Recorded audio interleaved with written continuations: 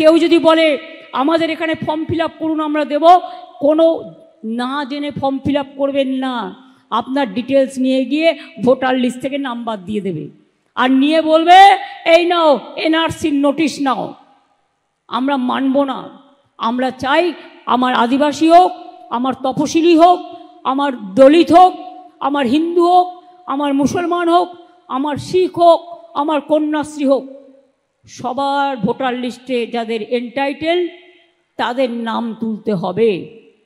পরিকল্পনা আছে সেন্ট্রাল গভর্নমেন্টের। আমি সরি, আমার বলা উচিত কিনা আমি জানি না, কিন্তু এত মানুষ আছেন জেনে রাখুন। যারা ভাবছেন আপনার এপিক কার্ড আছে আর কিছু করতে হবে না, নিয়মটা পাল্টে দিয়েছে। নতুন করে আবার নাম তোলার চক্রান্ত চলছে।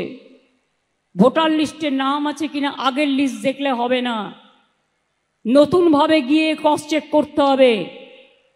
আর যাদের এখন 2002 সালের আগে জন্ম হয়েছে, 2002 সাল পর্যন্ত বলছে তাদের বাবা মায়ের বার্থ সার্টিফিকেট লাগবে। এবার বলুন তো, আমরা যখন ক্ষমতায় এসেছিলাম আমি দেখেছিলাম ইনস্টিটিউশন ডেলিভারি, মানে যারা বার্থ সার্টিফিকেট পেতে পারে হসপিটালে জন্মেছে, সেটার সংখ্যা ছিল 60%। তার আগে 20 থেকে 30 থেকে 40 50 হয়েছে। আমরাও হোম ডেলিভারি, আমাদের এই স্কুলের সার্টিফিকেট। এবার আপনারা আমাকে বলুন, এখন যদি বলে 2 সালে যার 18 বছর বয়স হয়েছে, 2 সাল থেকে আজকে যোগ করুন 23 বছর, যদি তার বাবা মার 20 বছরও বয়স হয় মায়ের, তার মানে কত হলো? 46 বছর। সেই 46 বছর আগেকার বাবা মায়ের বার্থ সার্টিফিকেট জোগাড় করতে হবে। কজনের আছে? কজনের আছে? যারা বলছে তাদের আছে তো? জিজ্ঞেস করুন। যারা আইন করছে তাদের আছে তো? তারা সোনার চামচ মুখে দিয়ে জন্মগ্রহণ করেছেন, তারা কি করে বুঝবে খেটে খাওয়া মানুষের কথা, গরিব মানুষের কথা? বলছে বাংলা ভাষা বলে কোনো ভাষাই নেই। তো রবীন্দ্রনাথ ঠাকুর কোন ভাষায় কথা বলতেন? স্বামী বিবেকানন্দ কোন ভাষায় কথা বলতেন? রাজা রামমোহন রায় কোন ভাষায় কথা বলতেন?